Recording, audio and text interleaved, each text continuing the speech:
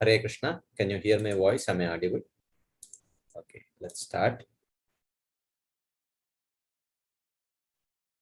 Namo Vishnupadaya Krishna Preshthaya Bhutale Srimate Bhaktivedanta Swaminiti Namine. Namaste Saraswati Deve Gauravani Pracharine Vishesha Shunyavadi Paschatya Deshatarine. Jai Shri Krishna Chaitanya Prabhu Nityananda Shri Advaita Gadadhara Shivasadi Gaura Bhakta Vrinda. Hare Krishna, Krishna Krishna, Hare Hare, Hare Rama, Rama Rama, Hare Hare. Hare Krishna. So thank you all very much for joining today's session. We have been discussing from the 8th chapter of Bhagavad Gita. The chapter is titled as Attaining the Supreme, or as Srila Vishwanath Chakravarti titles this as Taraka Brahma Yoga.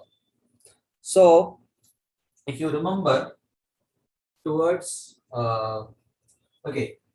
in the Krishna, till now, in the first 6 chapters, has discussed about the Gunibhuta Bhakti. So Gunibhuta Bhakti means where Bhakti is secondary and Karma Jnana Yoga is primary. So he has spoken about Karma Yoga in 3rd chapter and 4th chapter. He has spoken about Jnana Yoga in the 5th chapter. He has spoken about Ashtanga Yoga in the 6th chapter. So like that he has spoken. So in the first 6 chapters he talks about the Vedic paths in which Bhakti is just the secondary element and not the primary element. He has spoken about that in the first 6 chapters.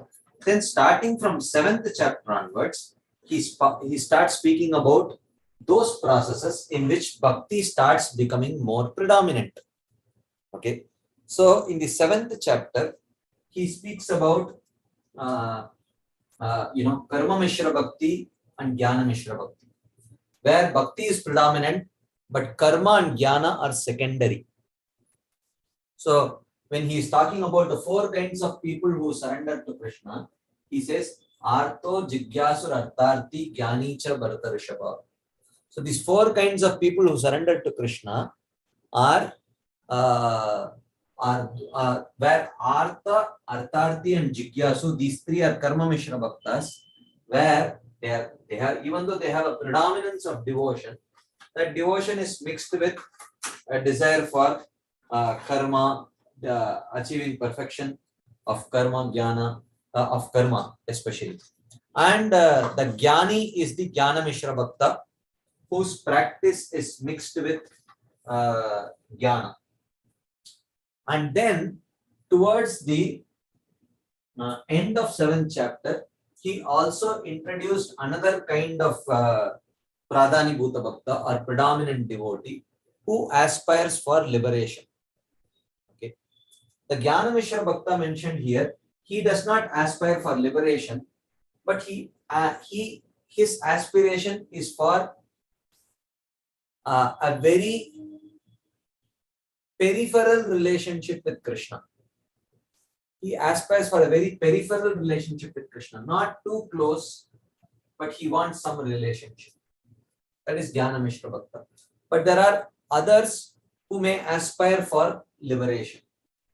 Jara Marana Mokshaya Mamashritya Yatantiye Te Brahma Tad Vidukratsnam Adhyatmam Karma Chakiram Sadi Bhutadi Daivam Mam Sadi Yagyam Chaye Viduhu Prayana Kale Apichamam Te Vidur Yukta Chetasa.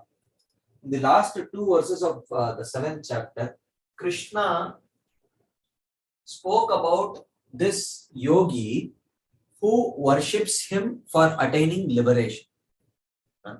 So, in talking about that yogi, Krishna told that such a person understands various things. He says he understands Adibhuta, Adidaiva, Brahman, Karma, Adibhuta, Adidaiva, Adiyagya. And he also says that that person, such a person who knows all these things, he can remember Krishna even at the time of death. Like that, Krishna introduced some various terminologies without exactly explaining what those terminologies are.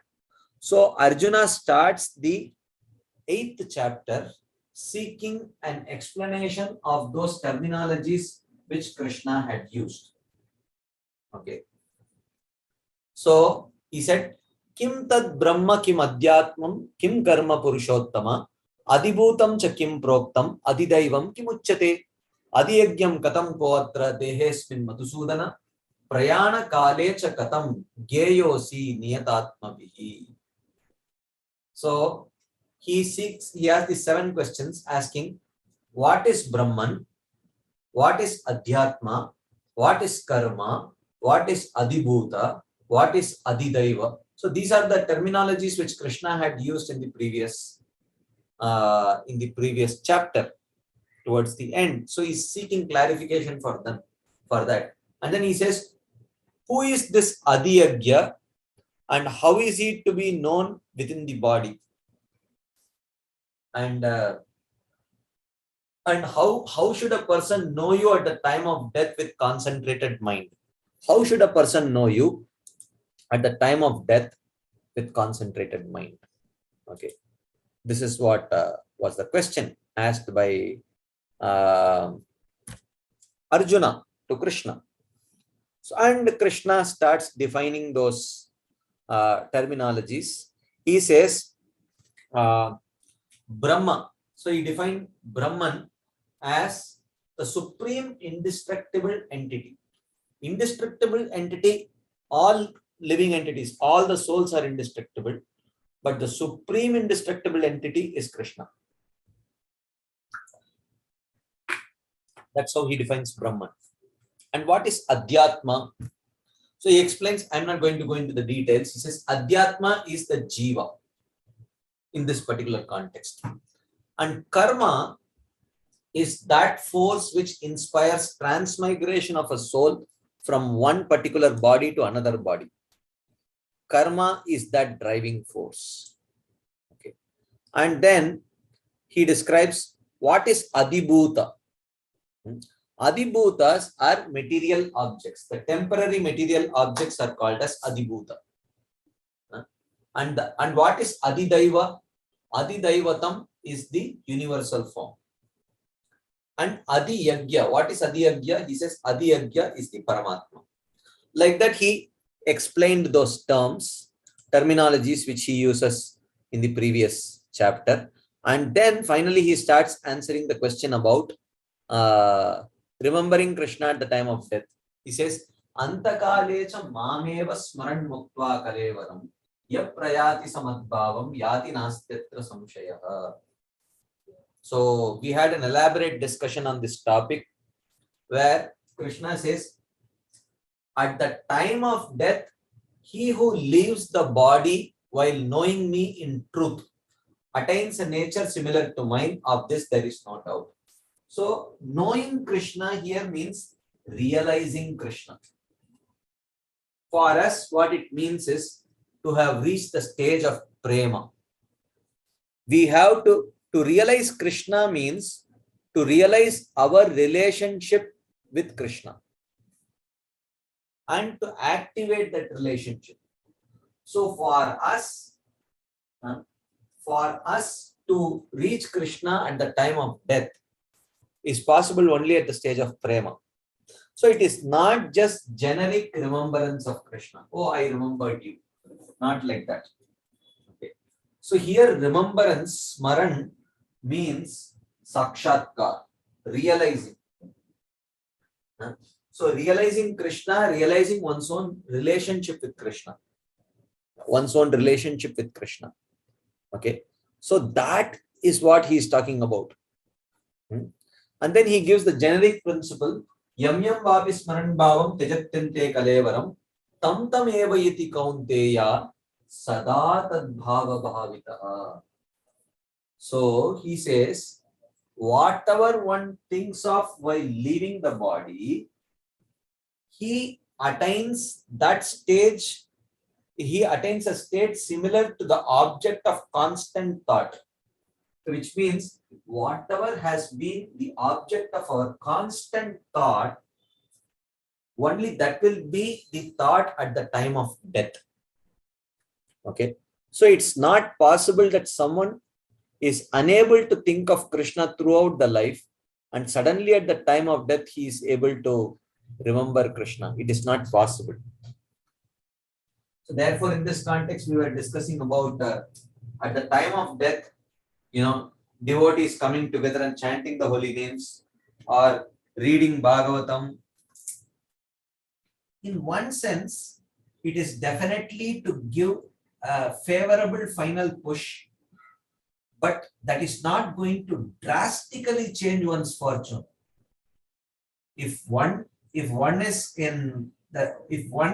throughout his life has endeavored in the path of devotion and is at the stage of anartha nivritti, and he is in his final stages, if 100 devotees come and chant the holy names ecstatically, it's not that suddenly in the last 2 hours or 4 hours or 4 days, he will go from anartha nivritti to prema directly. And then at that time of leaving the body, he will go back home, back to God. This will never happen actually. I mean, nothing is impossible for Krishna, but this is not the general norm. This is not the general norm. Okay. So, but for a devotee, human birth is guaranteed.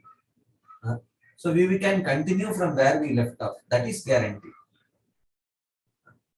But that's the point. So it's not about remembering, it's about realizing.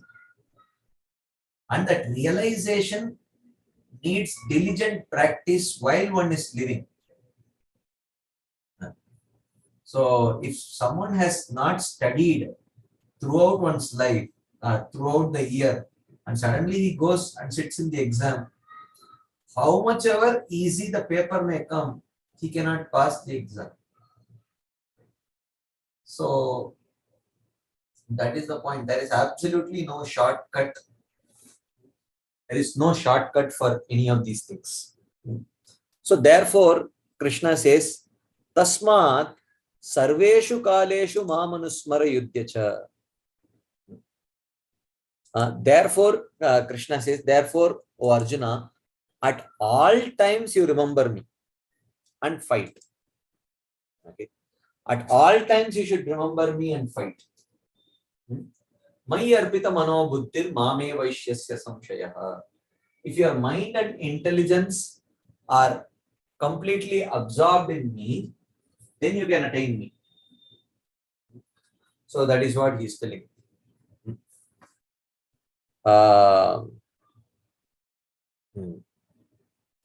So at all times, if one is able to remember Krishna, then one will be able to remember Krishna at the time of death.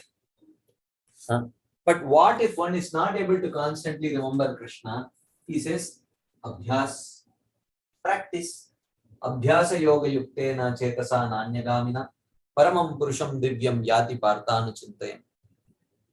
If you cannot remember me constantly, if that does not come naturally to you, then practice contemplating on me.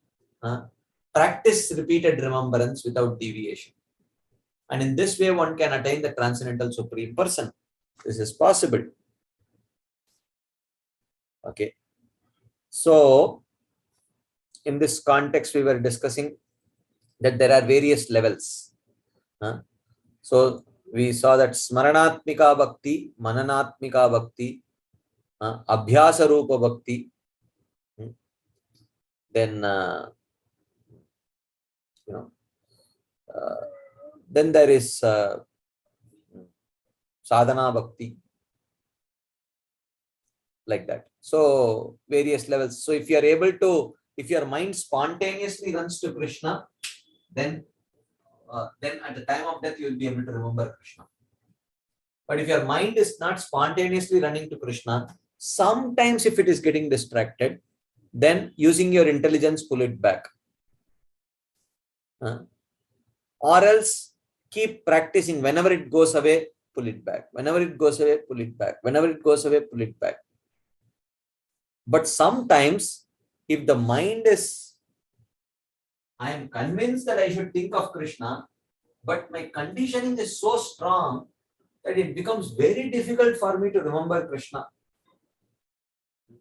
my mind remember Krishna, or for my mind to get absorbed in any Krishna conscious activity. Krishna says, don't worry about engaging your mind. Engage your senses. Because the food for the mind comes from the senses. So if the senses are feeding junk food to the mind will generate junk thoughts out of it. But if there is prasadam offered to the mind, then mind will create Krishna conscious thoughts about it. So the food for the mind comes through the senses, especially the knowledge acquiring senses. The beautiful form that my eyes saw, the beautiful sound that my ears heard, the beautiful fragrance that my nose inhaled, the beautiful touch that my skin experienced,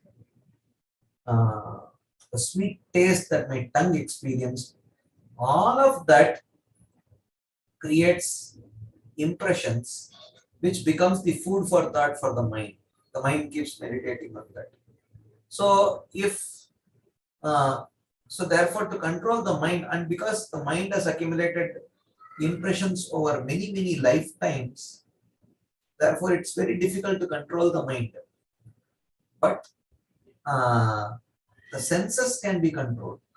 If the senses are constantly engaged in the activities of Krishna consciousness, then the senses keep providing fresh impressions which are Krishna conscious. And generally the nature of the mind is that it generally tries to dwell on the surface impressions. Whatever has freshly happened, mostly, not always, mostly mind keeps hovering on that. So if the fresh impressions are all Krishna conscious impressions, then there is a very good chance that the mind will keep on hovering there. So it is impossible to control the mind when our senses are running haywire. So one should start with actually controlling the senses first. Like that. So that's what here Krishna is also telling. Abhyasa yoga yuktena chetasa nanya. So how does one practice remembering Krishna at all time? How one can practice remembering Krishna at all time? There are many ways of doing it, but here Krishna describes one of those ways, which is which the Yoga Mishra Bhaktas practice. The Yoga Mishra Bhaktas are those who are predominantly devotees, but their practice is also influenced by the Ashtanga Yoga or the mystic yoga. So he says, Kavim Puranam Anushasitaram Anor Aniyamsam Anusmaredya Sarvasya Dataram Achintya Rupam Aditya Varnam Tamasa Parastat Prayanakale Manasacharena Bhaktya Yoga Balena Chaiva Dhruvor Madhye Pranam Aveshya Samyak Satam Param Purusham Upaiti Divyam. He says, at the time of death, a person endowed with devotion. Here, devotion does not mean pure devotion. Here, devotion means predominant devotion. Okay. At the time of death, a person endowed with predominant devotion and with unwavering mind, who concentrates between the eyebrows, Bruvor Madhye Pranam Aveshya Samyak. And how he is able to concentrate between the brows? Yoga Balena, by the strength of yoga practice. He is able to remember.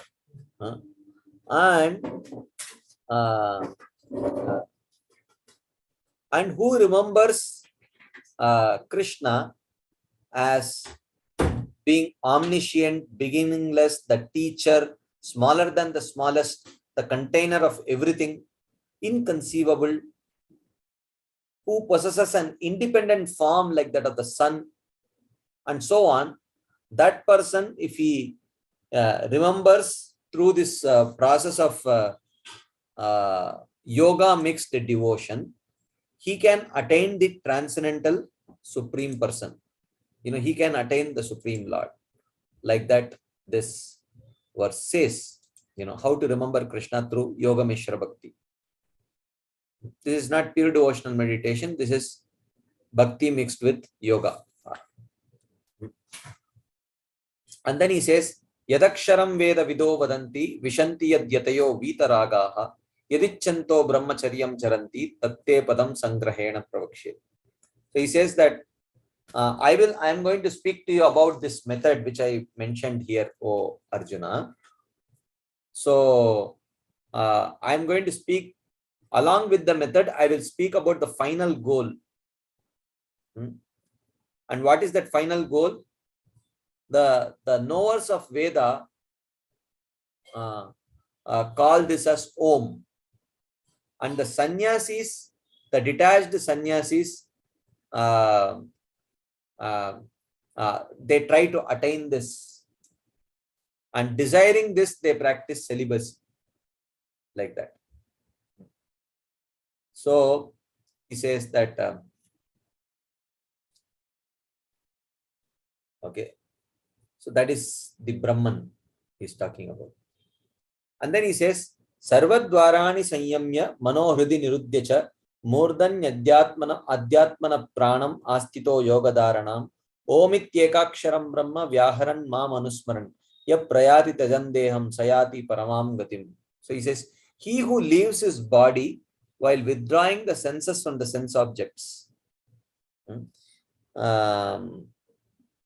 and concentrating the mind in the heart. So this is the yogic process, which also has devotion. And fixing the prana between the eyebrows, which is the Agya Chakra, and completely absorbing his thoughts in me and uttering the syllable Om and remembering me constantly, one attains my planet. Sayati Paramam Gatim. So this is Yoga Mishra Bhakti. So the result of Yoga Mishra Bhakti is actually Salokya Mukti. One attains the planet of Krishna. Okay. Like that. That is what he is telling here in these verses.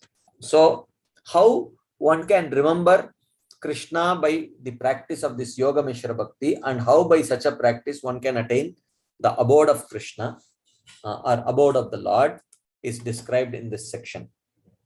So now, before we continue this discussion further, if there are any quick discussion points, comments, questions based on whatever we have discussed, whatever we have summarized today, and whatever we discussed last week, if there are any quick discussion points, comments, questions, you can go ahead.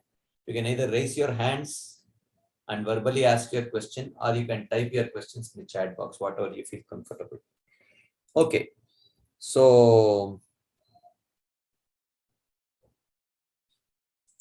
okay. Yes, Keshav Priya Mataji. Hare Krishna, Prabhuji. Am I audible, Prabhuji? Yeah. And Prabhuji, like we are discussing about Yoga Mishra Bhaktas, Prabhuji. Like, yeah, I was listening to another lecture of yours, Prabhuji, where Gopakumar meeting people from in Tapaloka, Vishnu Bhaktas. We were again Smaranam was discussed in that, Prabhuji. We were explaining about that, Prabhuji. So I'm trying to understand this Yoga Mishra Bhakta is described here. Is it for people who are trying that in our Bhuloka, Prabhuji? Because in Tapaloka, many yogis are there, no, Prabhuji. It is for all, or this thing Krishna is mentioning is for here, Prabhuji? Well, in Bhuloka also they can practice.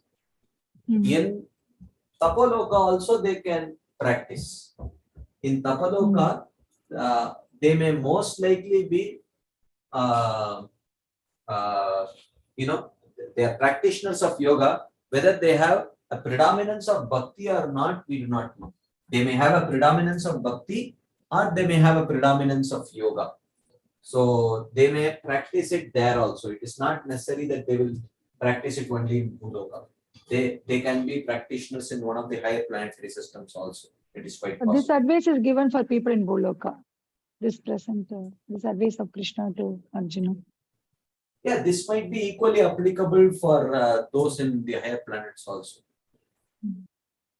Prabhuji, then another related doubt is the Smaranam mentioned in our 9 devotional service. We have Smaranam now, Prabhuji. Yeah. Third one. Is it the same as what the Smaranam, what the Gyanis are doing? No. That is different The Smaranam.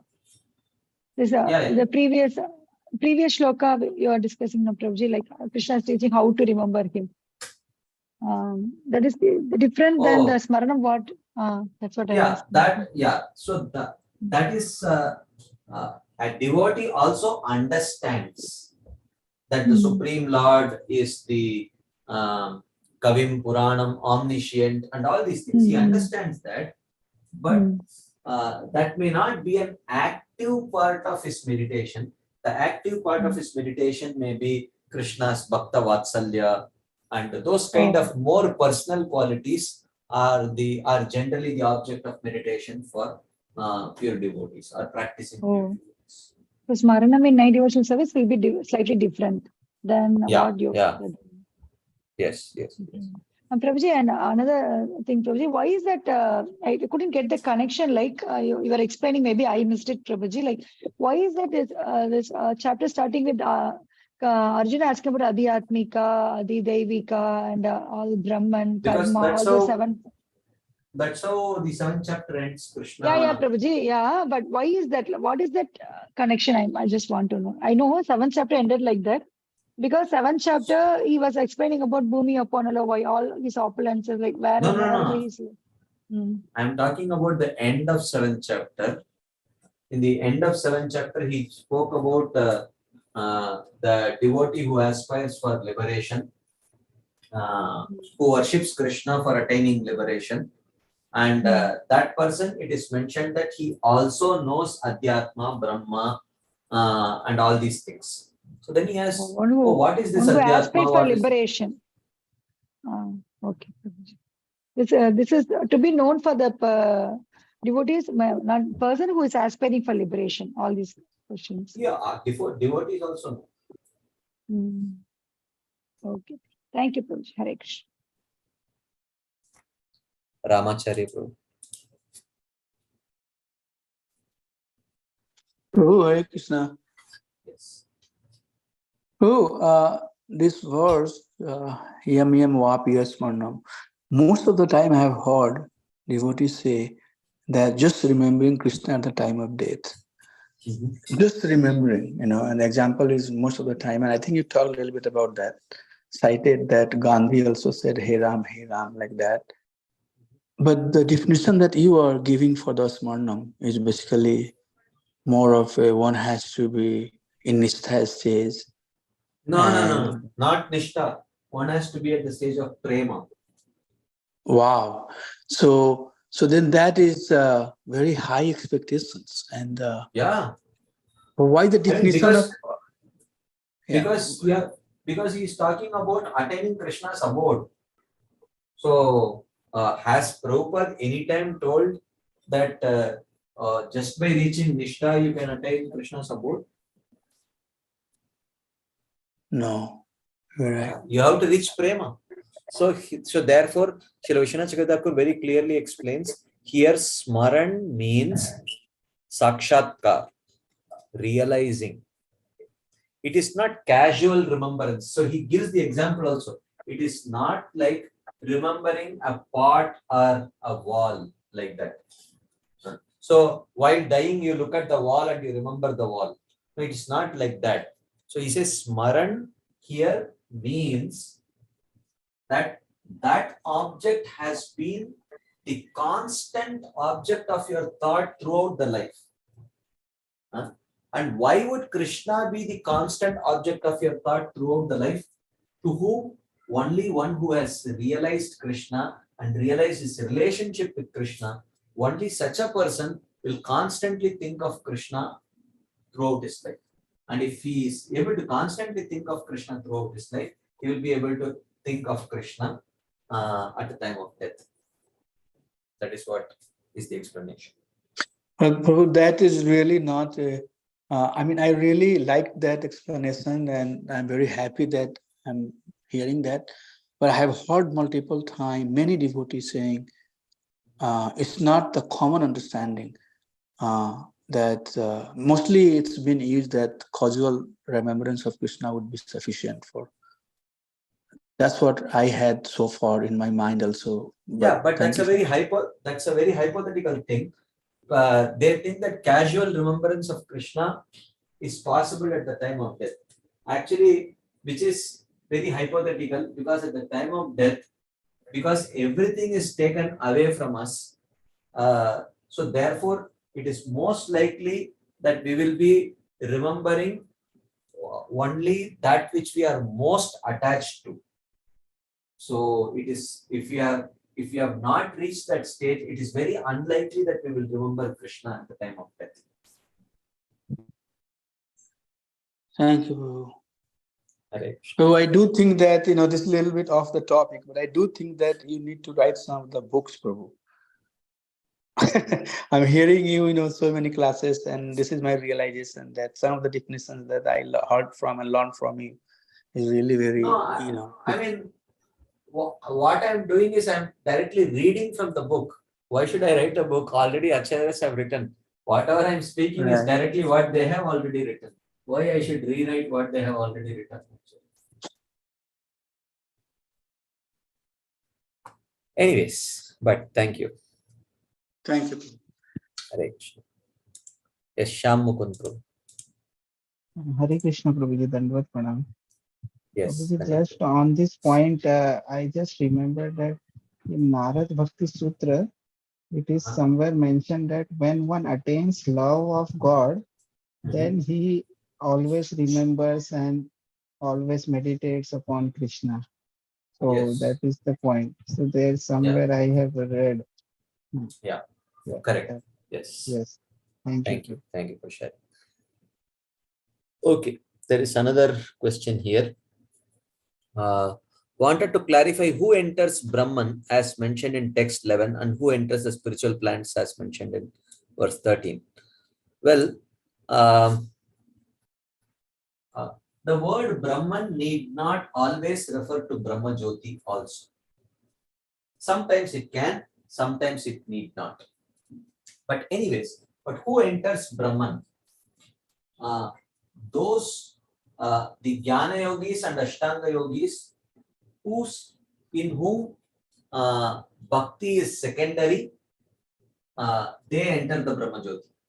But when Bhakti becomes primary and Jnana and Karma Jnana Yoga becomes secondary, then they naturally tend to aspire for the personal abode of the Lord.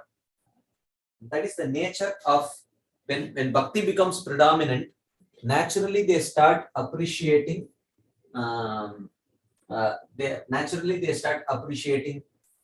personal abode. But when Bhakti becomes pure, then not only do they appreciate personal abode, but they will settle for nothing less than personal relationship with the Supreme Lord. So when Bhakti becomes, that is the symptom of Bhakti becoming stronger and stronger and stronger. When Bhakti becomes stronger and stronger and stronger, it is characterized by a more pronounced appreciation for personal things. So there is a more pronounced appreciation for personal things. And from predominant jnana to predominant, when Bhakti is secondary, one is very much satisfied with the Brahma Jyoti, merging in the Brahma Jyoti. But when Bhakti becomes predominant, then Brahma Jyoti is no longer attractive to them. They find personal abode more attractive. But when Bhakti becomes pure, they are not satisfied with the personal abode also. They want a personal relationship with Krishna. This is how the transition happens. So who aspires for Brahma Jyoti? Those Jnana Yogis and Karma Yogis in whom Bhakti is a secondary element, they aspire for Brahma Jyoti. But when that Bhakti becomes predominant, then they start aspiring for the spiritual world. Like that. Anything else? Yes, Sukhavamati. I'm so glad you're back online. Woo, thank you, Krishna. Thank you, Mataji. Thank you for your prayers. Yeah, I wanted to say, this discussion, I don't know if it's bringing up emotions in devotees, but, just, thinking that, oh, I can't just have somebody chant when I'm leaving my body and then I'm guaranteed to go back, or, it's really dependent on my own consciousness. It could be a little maybe not discouraging, but scary. Oh my gosh, it really depends on my consciousness. And but I was wondering, it seems that Krishna loves us, and he's not requiring that. He's not requiring anything of us. It's really our own desire that he's fulfilling. So then it's just for us to really question ourselves, what is my desire? What are my desires? What's the next step? Is that a correct? And it also seems that, from moment to moment, like sometimes we think, oh, I could die at any moment. But actually, in one sense, every day when we go to sleep, we're dying to the day before, and we're waking up. So like if we see like this lifetime is like, I gotta finish this in this lifetime, it seems like we're putting undue expectations and undue pressure on ourselves, and yet setting ourselves up for disappointment also. Whereas each day we can just say, okay, yesterday I did that. What do I want to do today? And kind of doing a review of our life regularly, rather than just, when we leave our body. Yeah, I agree. Yeah, I totally agree with this. Actually, a more reasonable meditation would be, I don't want to be presented half-baked to Krishna.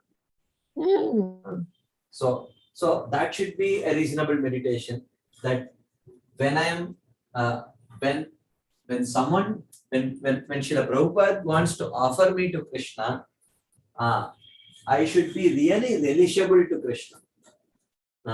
Rather than, oh, will I not go back?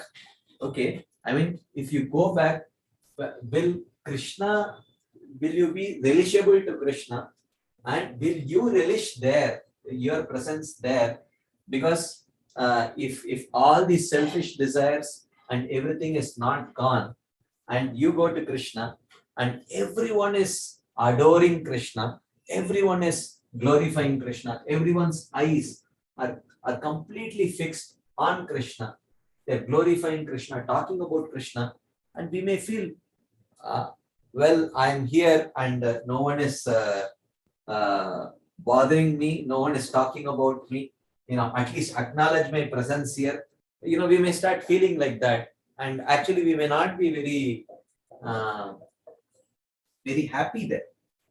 So even if we prematurely go there, actually.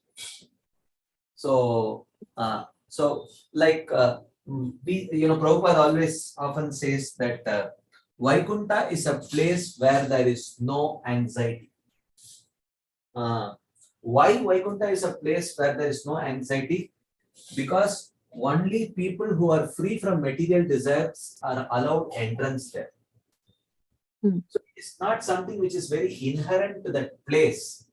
It is like someone goes to Stanford or MIT and you say, wow, every single person seems so intelligent here. So I guess if I come here, I will also become intelligent. But in reality, they have a very strict screening process which allows only intelligent people to enter into that campus. So therefore, otherwise, if without qualification we go there, like for example, Durvasa Muni, when he came to Vaikunta, after he had offended Ambarish Maharaj, of all the places, he was in maximum anxiety when he was in Vaikunta, because even the Lord said, I can't help you. And it was his Sudarshan Chakra which was behind him. And if the Lord says, the case is beyond my jurisdiction, then Durvasa felt completely hopeless. So he was in maximum anxiety in Vaikuntha. Interesting. So if we if we actually think that, oh, I need to be shifted to the spiritual world, we may actually feel like fish out of water there, Right. because we will find ourselves the odd man out, and to feel like the odd man out in such a big place can be very distressful actually. So, Right. so therefore But- Krishna is doing. So we may think that why is Krishna setting the standard so high to enter into the spiritual world, so that we actually relish the spiritual world and not get actually distressed in the spiritual world. So, Beautiful. so it's actually a favor that he is bestowing upon us, rather than setting the bar so high. He's setting the bar so high so that when you reach there, you are in real bliss, like that. Yeah, beautiful. That's a beautiful example. And maybe something similar, like we wouldn't want to offer a raw potato to Krishna, Yeah. Yeah. So why, and we wouldn't be, and we're not in anxiety that I got to cook this potato really fast, no matter what it takes, so I can just get it on the offering plate. We want to make a nice offering. So we want to make ourselves to be a nice offering. So yeah, beautiful example. Yeah. May, Thank you. may, Andrea. may I ask one more quick question? I if- will just if- add. I will just add one more point to this, and then we Okay. can take.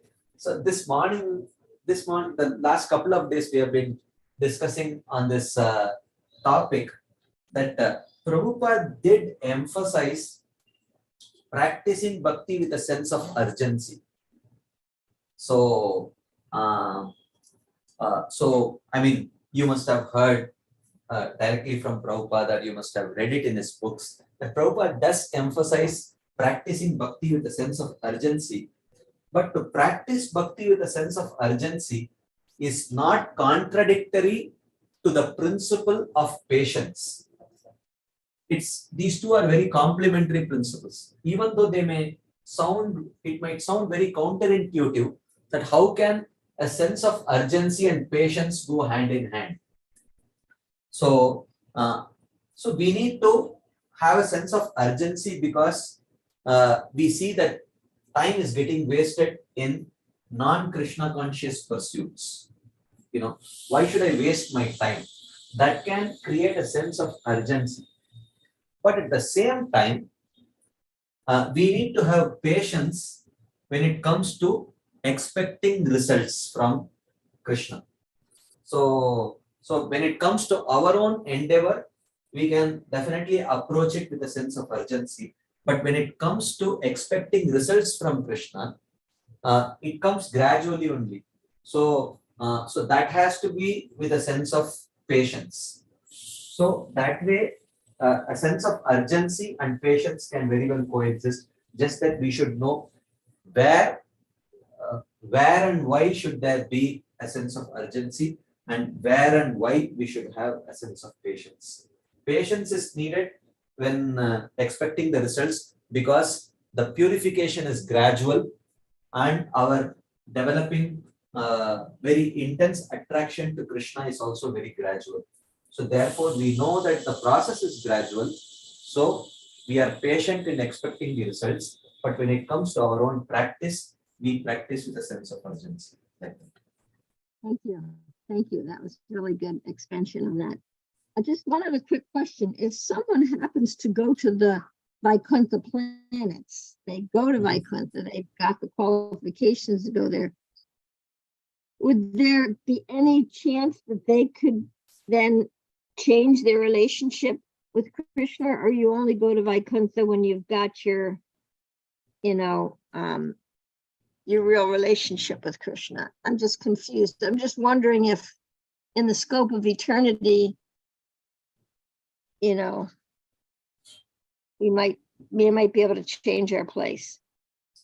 Well, actually, in Vaikunta, there could be multiple levels of devotees. There could be devotees who are just cohabiting in the same planet as Krishna, and that is, they appreciate the personal abode of Krishna, but they may not really want a personal relationship with Krishna because of their sadhana, their practice while in the material world. It was a mixed devotional practice. So because of which they have not come to the stage of appreciating and appreciating intimacy beyond a particular limit. But at the same time, in that same Vaikunta, there can be devotees who have achieved perfection of pure devotional service and have reached a stage of very intimate personal relationship with Krishna in one of the 5 rasas. That is also possible. So, for those who have reached that relationship with the Supreme Lord in the form of, let's say, Lord Narayana or Lord Narasimha, or if it is in Goloka Vrindavan with Krishna, those are perfected relationships, and the devotees are generally very satisfied in those relationships, and generally they don't aspire for any other relationship.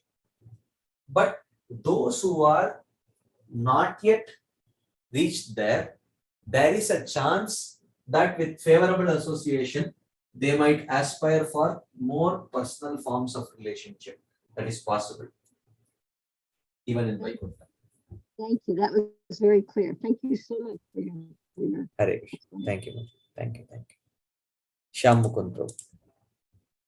Hare Krishna Prabhuji. Prabhuji, in the same line, I was thinking that we are very eager to think about Krishna at the end of life. So in 7th canto, Prahlad Maharaj in prayers. So first prayer, somewhere he offers that, "Oh Lord, when you are going to call me back?" But after some verses, he says that, "Oh, my first duty is to serve my spiritual master. And how can I leave his service?" So we should also try to sincerely serve the spiritual master, and then the spiritual master and Srila Prabhupada knows well that when the fruit will ripe, they will offer us to Lord Sri Krishna. Yeah, true. Yes, that's a good point. That's a good move. Yeah. Thank you. Thank you. Okay, there is another question. There are a few more questions here. Having obtained pure love of God, one looks only at the Lord, hears only about him, speaks only of him, and thinks only of him. This is Narada Bhakti Sutra. Okay, 55. Thank you for sharing. Okay, there is another question. Can a Yoga Mishra Bhakta attain Goloka Vrindavan? No. Generally, Goloka Vrindavan is attained only by practice of pure devotional service, and that too towards Radha and Krishna in Vrindavan. There is with none of these mixed practices, one can actually attain Goloka Vrindavan. One can at the most attain only the Vaikunta planets, not Goloka Vrindavan.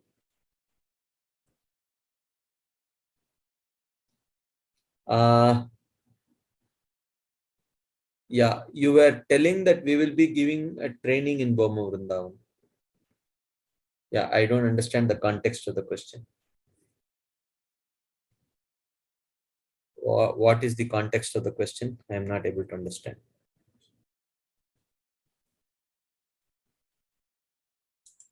Can you just explain the context of the question?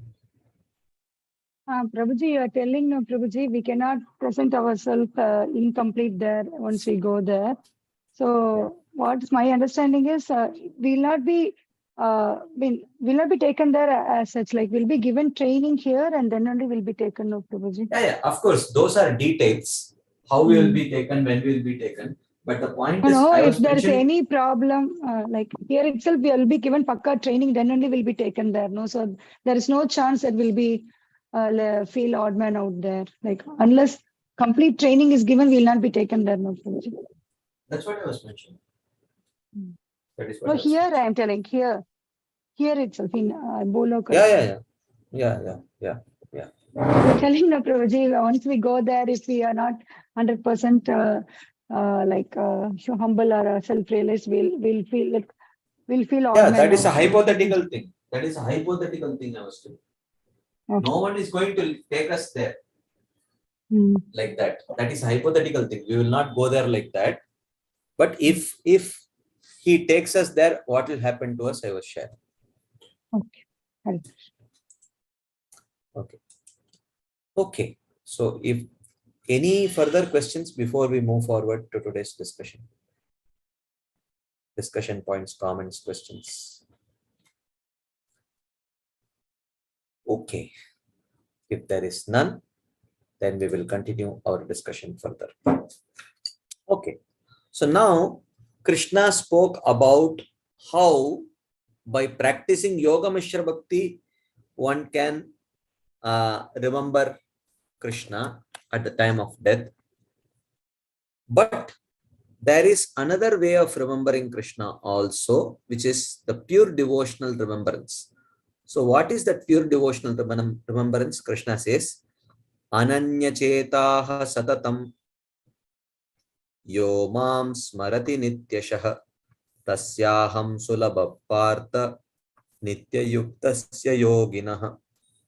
So he says, yo yoginah, that yogi or devotee, mam smarati, who remembers me, nityashah, daily, satatam, at all times, ananya chetaha, without deviation to other processes or other goals. So ananya chetaha refers to anyabhilashita shunyam,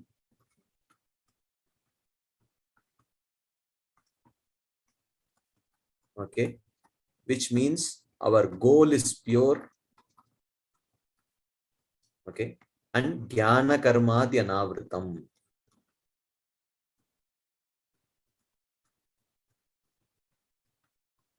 Which means the process or the means is pure. Okay. The devotee who remembers me daily at all times without deviation to other processes or goals, nitya yuktasya, who desires association with me in one of the primary relationships. Tasya aham sulabha partha. For him, he easily attains me. He easily attains me. What is the meaning of easy? Easy here could mean many different things. Easy here means for such a person, the process of attaining me is very pleasant. The process of attaining Krishna is very pleasant. Okay. Why it is very pleasant? Shushila sadhava loke Narayana Parayana. Because in this process of pure devotional service, there is a great incentive to have favorable association of practicing pure devotees, and generally these pure devotees are very gentlemanly and very kind and very nice. So therefore, in this favorable association, the association, in this favorable association, the practice becomes very pleasant and blissful. And one need not struggle alone to practice this path. That is why Krishna says, Susukam. This is very, very pleasant path. So, Tasya Aham Sulabha Partha means one very easily attains me, because just till you cross Anartha Nivritti, the moment you cross Anartha Nivritti, then it becomes so blissful. It starts becoming more and more blissful. The process itself becomes very blissful. So, So he who remembers me daily at all times without any deviation and who desires a relationship with me in one of the primary rasas, such a person very easily attains me, which means the easiest path is pure devotional service. Of course, easy or not easy depends very much on one's sukriti. It is all a very subjective thing. It is all very subjective. Easy or not easy is not from a very objective point of view. For one who does not have the requisite sukriti, bhakti is a very difficult path to perform. So therefore the jnanis find the path of jnana very easy. They may find the path of bhakti very difficult. Like that. So why? Because they will not have sufficient faith in bhakti. They may actually find the limbs of bhakti easy, but still they will not perform because they will not trust that you can achieve the highest perfection just by chanting the holy names. They will think, no, impossible. How could it be so easy? How could something so valuable come so cheap? Like that. One may think like that. So therefore,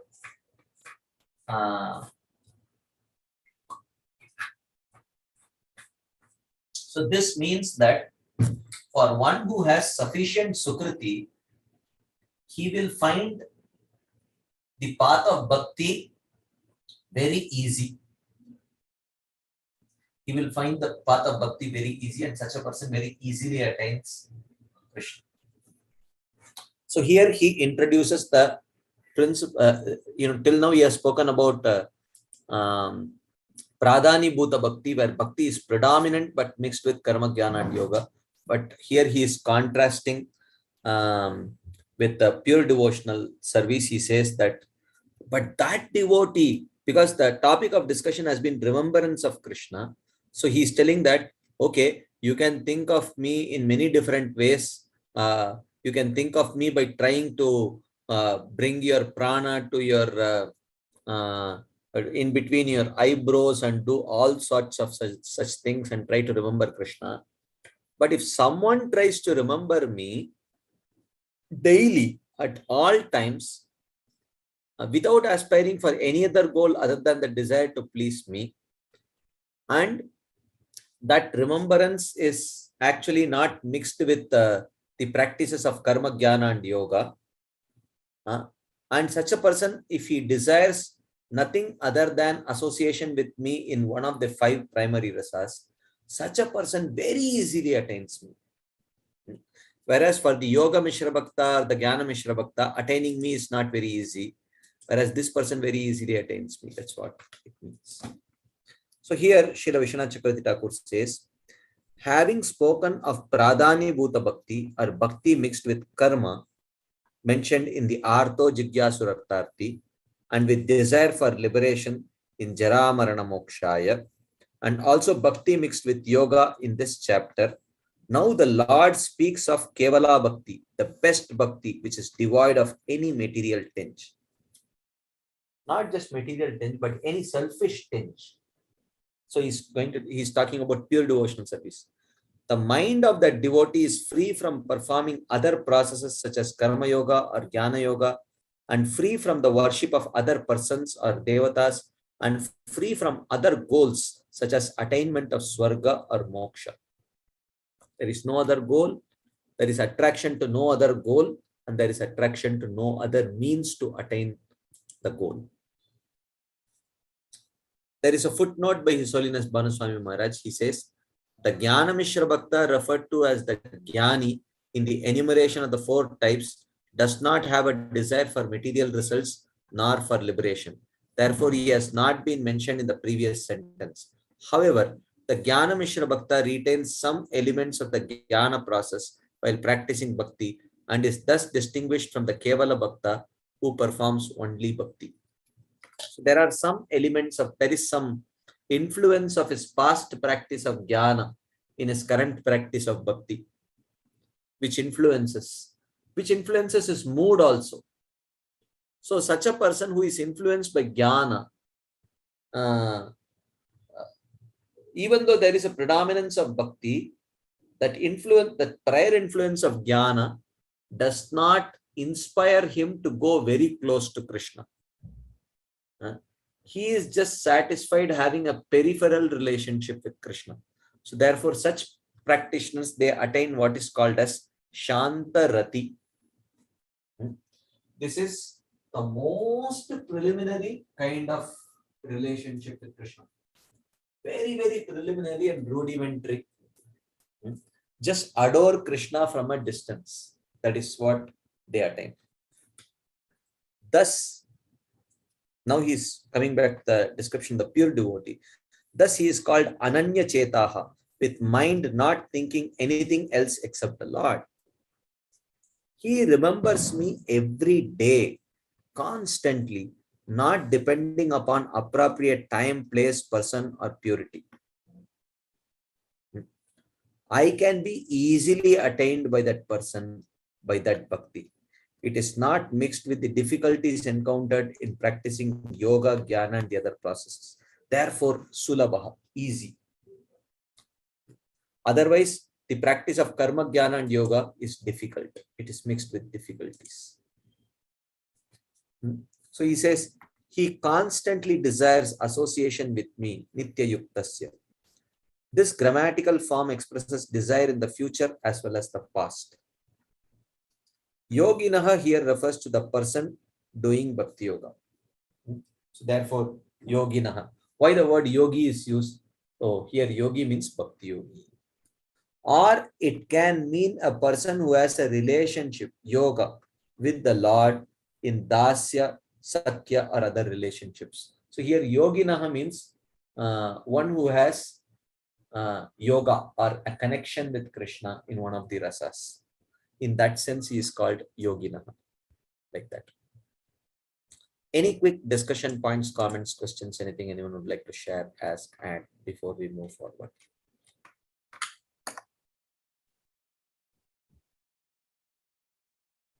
Okay.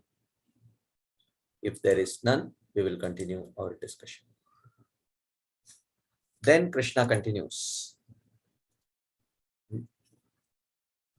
Mamupetya punarjanma dukkalayam ashashvatam napnuvanti mahatmanaha samsiddhim paramam gataha. Mamupetya, attaining me, mahatmanaha, those great souls, na punar apnuvanti, do not return, dukkalayam ashashvatam janma. Janma, to a birth which is dukkalayam, full of suffering, and ashashvatam, very temporary. Having attained Krishna, mamupetya, those great souls do not return to a birth which is full of suffering and temporary. Samsiddhim paramam gataha, having attained the highest goal of personal service to me. So this is the point. Okay. So we were discussing once, so having attained Krishna means the living entity is constitutionally always infinitesimal. Okay. And he is infinitesimal. Okay. And he is, you can say, vulnerable. Infinitesimal. He is vulnerable. And he is marginal. Okay. But so you can say that these are the jivas. Okay, they are like iron filings. Okay. When a strong wind blows, they can be blown away because they are infinitesimal. They are very minuscule. When a strong wind comes, they can be blown away. But when they come in touch with, in relationship with Krishna, Krishna is compared to a powerful magnet. Very powerful. Okay. And gigantic magnet. And when these iron filings stick, when they come in control of the magnetic field of this magnet, when they stick to this magnet, whatever wind blows, the iron filings cannot move. The iron filings will not move. Not that their nature is still minuscule, their nature is still infinitesimal, they are still vulnerable, they are still marginal, but because they are under the influence of the internal energy of Krishna, which is like a powerful magnet, therefore they cannot move. They do not move. So that is the meaning of attaining the personal service to the Lord. Attaining personal service to the Lord means coming under the control of the internal energy of Krishna. When they come under the influence of the internal energy of Krishna, then they do not return to a birth which is full of suffering and temporary. Okay. That's what he is indicating here. So what happens to that person who attains you? Attaining me, they do not attain birth again, which is full of suffering and temporary, but attain a birth similar to mine, which is full of joy because it is eternal. According to the Amarakosh, Shashvata means certain, eternal, continual, and everlasting. Mamupetya punarjanma dukkalayam ashashvatam. Okay. So Shashvatam means eternal, certain. So when I take my birth, which is full of joy, spiritual and eternal, in the house of Vasudev, my devotees, being my eternal associates, will also take such birth and not at other times caused by karma.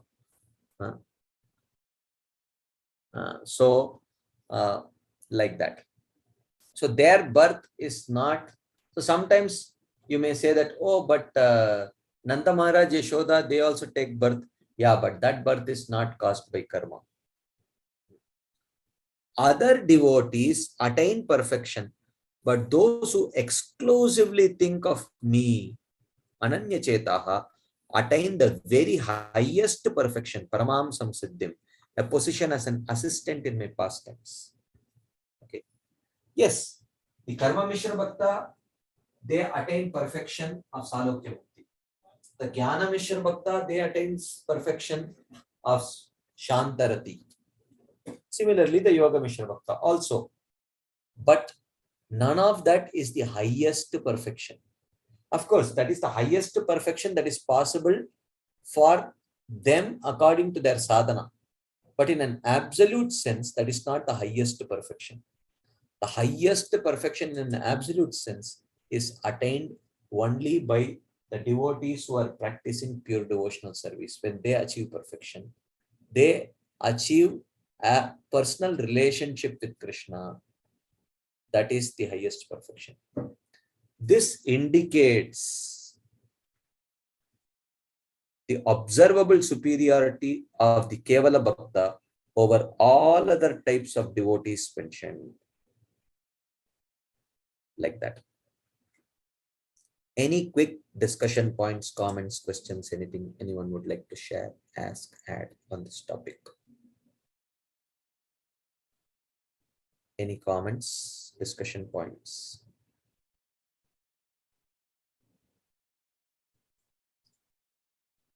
Okay. If there is none, we will continue our discussion. Then he continues. Krishna continues. Abrahma bhuvanalokaha punaravartinorjuna mamupetya tu kaunteya Punarjanmana vidyate. He is re-emphasizing the same point. And here he is contrasting it. Okay. O Arjuna, Abrahma Bhuvanal Loka. All persons, including the inhabitants of Brahma Loka, Punar Avartinaha, they take birth again. Mam Upetya Tu. Tu means but. The word tu is always used to contrast, create a contrast. Tu means but. Mam Upetya, having attained me, Punar Janmana Vidyate. A person does not take birth again. Again, the same point is emphasized here by Krishna in this verse. Right? All jivas take rebirth even if they have great punyas, but my devotees do not take such rebirth. Even the inhabitants of the planet of Brahma, the Brahma Loka, they take rebirth. Okay. So even sadhakas, even sadhaka bhaktas who may not achieve perfection, even the sadhaka bhaktas who may not achieve perfection, who have not yet achieved perfection, even they don't have rebirth. Let's say if a devotee is there who has reached only till anarthanavritti, he gives up his body. For him also there is no rebirth, in the sense that his next birth is not determined by karma.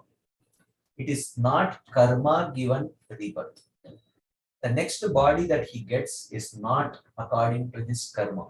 It is personally given by Krishna, or personally orchestrated by Krishna. It is not according to law of karma. But for perfected devotees, even that kind of birth is not there. Birth given by Krishna is also not there. Unless sometimes in some cases Krishna might personally want that person to stay here for some particular pastime purpose. Such cases may be there, but otherwise for a perfected devotees, even that kind of birth is generally not there. Okay, like that. Okay, any quick discussion points, comments, questions? Yes, Shyam Mukund Prabhu. Hare Krishna Prabhuji. Prabhuji, yeah, on the planet of Brahma, the living entity is taking rebirth. So in the third canto, it is said that third canto or somewhere that after annihilation, during the day, all the living entities on the planet of Brahma, they go back to Vaikuntha. No, So no, it is not automatic. Only if they are qualified, they go. So depending on their qualification, some of them may be qualified to enter into Brahma Jyoti. They may go because if you see in the second canto, there is a description of those who attain the gradual liberation, Krama Mukti. They gradually move ahead and they come to Brahma Loka, and from Brahma Loka or Satya Loka, they attain the Brahma Jyoti. They don't go to Vaikuntha. yes, And the qualification to reach Satya Loka is definitely some piety and some practice of some yogic. One can reach Brahmaloka purely by piety also. So if those who have reached Brahmaloka or Satyaloka purely on the strength of their piety, then when the piety is gone, they also come back. And some of them may reach Satyaloka on the strength of their various yogic practices. If they perfect that yogic practices, either Jnana Yoga or Ashtanga Yoga, then they may achieve appropriate destinations from Brahmaloka. But if they don't achieve that perfection, then they will have to take birth again. So it is not guaranteed that everyone who reaches Satyaloka or Brahmaloka will automatically at the time of annihilation go back to go to Vaikuntha or the spiritual world. It is not possible. This is actually not guaranteed even for Brahma. Because even to attain the post of Brahma, it is mentioned in Bhagavatam 4th canto, Swadharma Nishta Shatajanma Puman Virinchita Medi Tatak Parankima. He says that one who has perfectly followed the Varnashrama Dharma for 100 lifetimes and has accumulated sufficient piety, he can become Brahma. So if one has become a Brahma in Satyaloka purely on the strength of his piety, when that piety gets over, he also have to take birth again. So there is no guarantee for anyone, including Brahma, in Satyaloka, that they will attain a transcendental destination at the time of annihilation. This is not guaranteed for anyone. Okay, okay. Thank you, Prabhu. Right. Okay. Keshav Priyamati. Hare Krishna, Prabhuji. Prabhuji, very interesting point you mentioned about rebirth, Prabhuji. Even for, is it for even from Shraddha, devotee in that stage, in the beginning stage itself, is it for all Prabhuji devotees in pure devotional service? Yeah. Including Shraddha. From the beginning. Yeah. So here the rebirth does not take rebirth, means he is not subject to law of karma, like he will not be given any body according to the karma, but he will be given body by Krishna. Is it to perfect his devotion. Prabhuji? To perfect his devotion. To carry on his devotion. Yeah. To perfect it. Okay. Okay, Prabhuji. Thank you, Prabhuji. Okay, there is something in the chat box. Just to confirm that Jnana Mishra Bhaktas attain Shantarati only in Vaikuntha Lokas and not Goloka. Yes. No Shantarati in Goloka. They attain only in Vaikuntha. Also wanted to know which devotees attain Shantarasa in Goloka. Well, there are generally, something like it is mentioned that children who are not so developed in Goloka, they are said to be in Shantarasa. They look at Krishna and they sort of, they have deep admiration, but it has not manifested into very tangible service attitude. So that is considered to be Shantarasa in Goloka, the young children, like that. Okay. If there are no further discussion points, comments, or questions, we will move further. We still have about 11 minutes time. Okay. So Krishna has created a contrast here that he has mentioned that Ananya Chetaha Satatam Yomam Smarati Nityashah Tasyaham Sulabha Partha Nityayuktasya Yoginaha. But he who remembers me in pure devotion, without mixing that remembrance with jnana, karma, yoga, etc., and without any other goals, he easily attains me, Krishna says. So, and if he attains me, there is no rebirth for such a person. But otherwise, even if he may go to all the other planets within this world, including Brahmaloka or Satyaloka, he has to come back again and take a birth according to his karma. Okay. Then he says, so then there is a comparison between the spiritual world and the material world. Then he says, Sahasra Yuga Paryantam Aharyad Brahmano Viduhu Ratrim Yuga Sahasrantam Teho Ratra Vido Janaha. Yad Viduhu, those who know Brahmano Ahaha, that a day of Brahma, Sahasra Yuga Paryantam, lasts 1000 cycles. Those who know that a day of Brahma lasts 1000 cycles, Ratrim Yuga Sahasrantam, and also know that a night of Brahma lasts 1000 Yuga cycles, Te Aho Ratra Vido Jana, are knowers of the day and night of Brahma. Someone may think that, oh, Brahmaloka is eternal. It's as good as spiritual world. One should not think. He says that, oh, Brahma also has day and night, and he also has, a finite lifespan. He himself, even though that lifespan might seem eternal from an ordinary living entity's point of view, but Brahmaji also has a finite lifespan. Okay, that is indicated here. Okay, actually, the question was which sadhakas qualify for Shantarati in Goloka? I don't think there is any Shantarati in Goloka. There is no Shantarati in Goloka. There is only Shantarasa. Because with Rati, you cannot reach Goloka. Rati means Bhava. One has to at least have reached the stage of Prema to qualify oneself to go to Goloka Vrindavan. So there can be no Shantarati in Goloka Vrindavan. There has to be at least Rasa. Okay.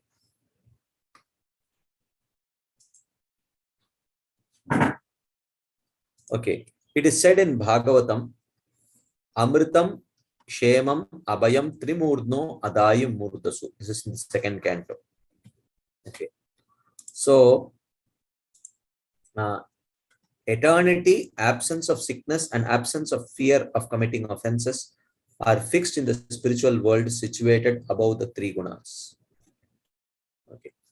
But some say that there is fearlessness on Brahmaloka as well.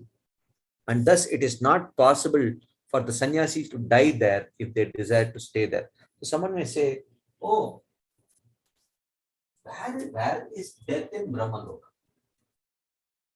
For that matter, even those in Swarga, they are called as Amaras.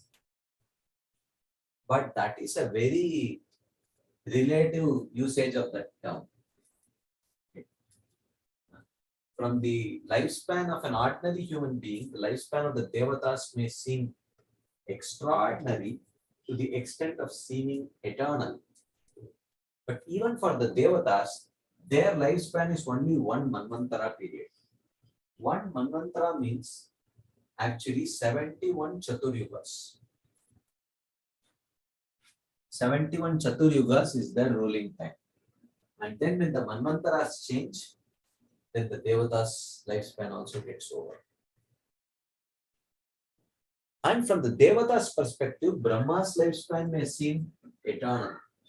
But even Brahma's lifespan is not eternal. It's just very big compared to our lifespan. But it is not eternal. Okay. No, even if Brahma, the master of the planet, must die, then what can we say of others?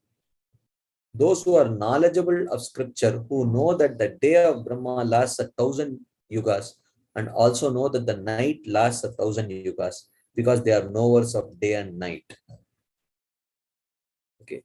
By such days, fortnights and months pass, and 100 of such years make the life of Brahma. Then after that, Brahma dies. However, a Brahma who is a Vaishnava, he attains liberation. This answers Shyam Mukund Prabhu's question. A Brahma who is a Vaishnava, he attains liberation. But not all Brahmas need to be Vaishnavas. So in that case, they may not necessarily attain liberation at the time of death. I mean, liberation at the time of annihilation, right? So, because in the previous verse he said, right, Abrahma Bhuvana Loka Punaravartino Arjuna Mamupetyatu Kaunteya Punarjanmana Vidyate. So he mentions that even from Brahmaloka one has to come back. He says, what to speak of Brahmaloka, because someone may think that Brahmaloka is like spiritual world only. He says, no.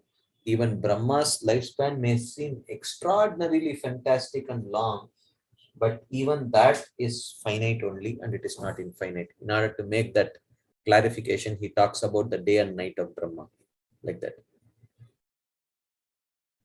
Any quick discussion points, comments, questions on this topic? Okay. Yes. Shyam Mukund. Hare Krishna, Prabhuji. Prabhuji, here just wanted to know that here Sahasra Yuga it is given.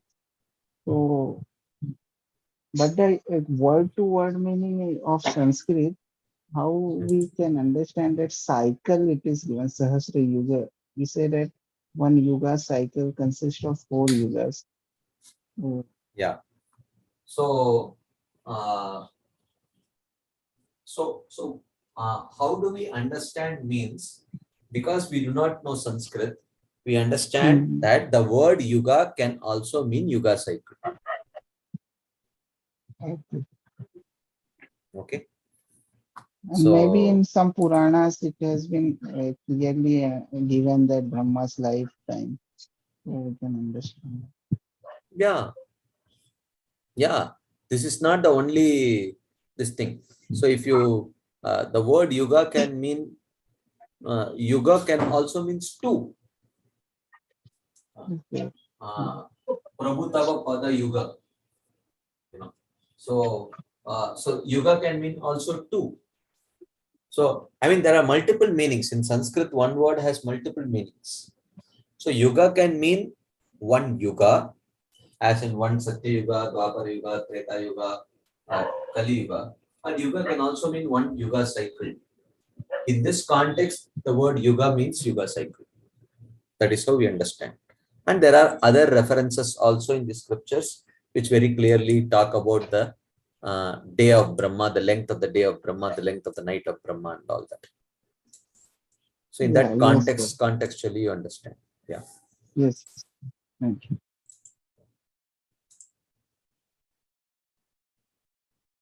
Okay, there is another question. Brahma attains liberation means what? When Brahma attains liberation means depending on his qualification. If that Brahma happens to be a Jnani Brahma, a Jnana Yogi Brahma, he will attain Sahajya Mukti. If he happens to be a pure devotee Brahma, then he will attain the spiritual world in a personal relationship with the Lord. If the Brahma happens to be a Karma Mishra Bhakta, then he will attain Salokya Mukti. If he is a Jnana Mishra Bhakta, he will attain Shantarati. If he is a Shuddha Bhakta, he will attain a relationship with the Supreme Lord in one of the 5 rasas. So liberation means, liberation for Brahma means liberation based on his qualification. Whatever is his qualification, accordingly he will attain. Okay. Okay. If there are, okay, one last question here in the chat box. I heard Prahlad Maharaj was a devotee in Shantarasa. Well, not exactly Shantarasa. He was actually in Dasya Rasa. But in Brihad Bhagavatamrita, Prahlad Maharaj appreciates Hanumanji in that journey of Narada Muni in the first volume of Brihad Bhagavatamrita. Actually, Prahlad Maharaj appreciates Hanumanji for his more pronounced service attitude. But nevertheless, there is no explicit mention of Prahlad Maharaj being a devotee in Shantarasa. As far as I understand, he is a devotee in Dasya Rasa. That is my understanding. Okay, I think we will pause here. It's 9:30. So thank you all very much for your patient listening and your enthusiastic participation. We will continue this discussion next Friday. Thank you all very much. Srila Prabhupada ki jai, Srila Vishwanath Chakravarti Thakur Pad ki jai, Srimad Bhagavad Gita ki jai. Hare Krishna. Thank you very much.